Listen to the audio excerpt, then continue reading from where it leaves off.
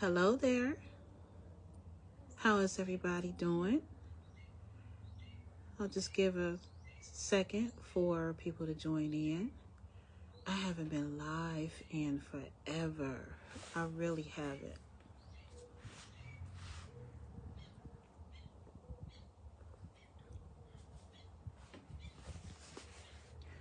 I jumped on today because I want to talk about something that's been on my heart.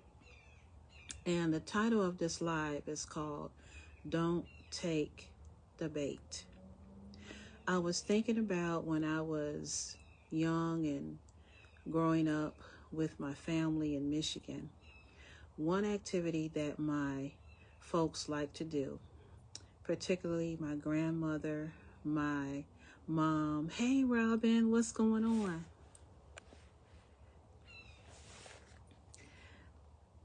Hey, Robin, I was talking about the title that I have today. It's called Don't Take the Bait. When I was growing up in Michigan, one activity that my family loved to do was fishing. My grandmother, my mom, my aunts and uncles, they loved to fish. I didn't like it, couldn't stand it. Hey, Robin, I was too bougie to touch the fishing pole and the tackle and the bait and all that. I just wasn't going to do that. But one thing I noticed is that in order for them to fish, of course, you had to have your fishing pole. You had to have the line on the fishing pole. You needed your tackle. You needed your hook. And to seal the deal in catching the fish, you had to have your bait. The bait could be a worm or some kind of insect. So I would watch my relatives prepare and do their thing and put the bait on the hook and then reel that bad boy out there to catch the fish. And I don't have a fishing pole with me, but this is kind of an example. It's what we use when we are playing with our cat and trying to get her to exercise and be active.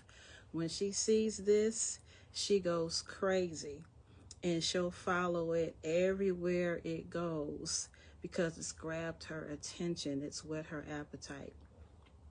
But anyway, I use that example because we have a lot of things that are pulling on our hearts, impressing things on our mind, trying to get our attention. And the bait that I want us to be careful about is falling for strife, division, and mess. You know, the devil's been messing with my mind recently, trying to get me to focus on things that are not important and to get me to look at people cross-eyed. But it's a waste of my time and energy, and I just can't use my time and my energy for stuff like that. So I have to change the channel in my mind and put it on things that are more positive. Proverbs 4:23 tells us to guard your heart with all diligence, for out of it flows the issues of life. And that's something that I'm realizing that I have to do every day, all day. Every now and then I miss the mark on that and fall short in doing that. But for the most part, I realize how important it is to guard my heart every day, all day, and don't fall for the bait of being driven into mess, strife, and division. And I want to mention something that's real important. You know, if you were in a relationship with someone, you guys were friends, or maybe you guys used to date, or maybe you guys used to work together, whatever the case may be, and you may not have ended that relationship on good terms, but you have to get to the place where you let bygones be bygones, and you have to live and let live.